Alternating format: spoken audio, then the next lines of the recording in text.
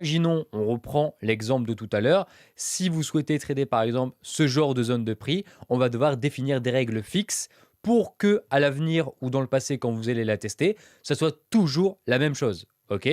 Donc par exemple, on pourrait prendre première confirmation, le marché est toujours en structure baissière. Donc avec des hauts de plus en plus bas et des bas de plus en plus bas. On pourrait toujours prendre ça. Deuxièmement, on pourrait prendre qu'une zone de prix a un impact en tant que support et deux impacts en tant que résistance, ok. Que la prise de position se fait uniquement sur une bougie avec, donc par exemple, une englobante, ok.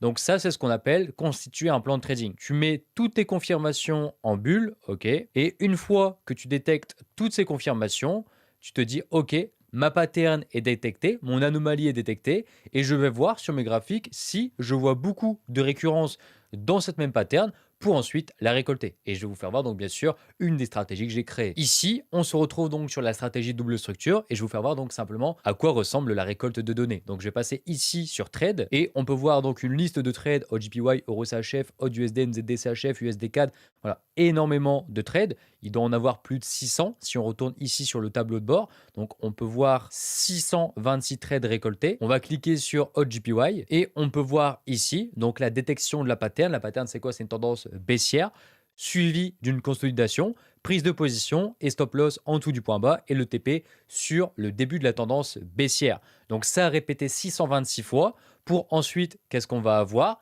Donc on va connaître les statistiques, hein, bien sûr. Prenons l'exemple de AUDUSD, donc la même pattern présentée avec un stop loss bien placé, le marché évolue, ok, le marché take profit. Donc le but c'est quoi? C'est de mettre tous les graphiques qui vont concerner l'opportunité, l'anomalie détectée pour ensuite récolter ces données. Donc par exemple là on sait qu'on a fait un ratio risque-récompense de 4 pour 27. Si tu risques 1000 euros, tu vas gagner alors 4270 euros. Tu as pris la position le 26 novembre 2025, la fermeture le 16 décembre 2025, c'était une position à l'achat sur l'euro USD et en temporalité 30 minutes. Tous les bougies équivaut à 30 minutes sur l'opportunité. Donc ça, c'est ce qu'on appelle récolter un trade, importer un trade pour en connaître ses statistiques.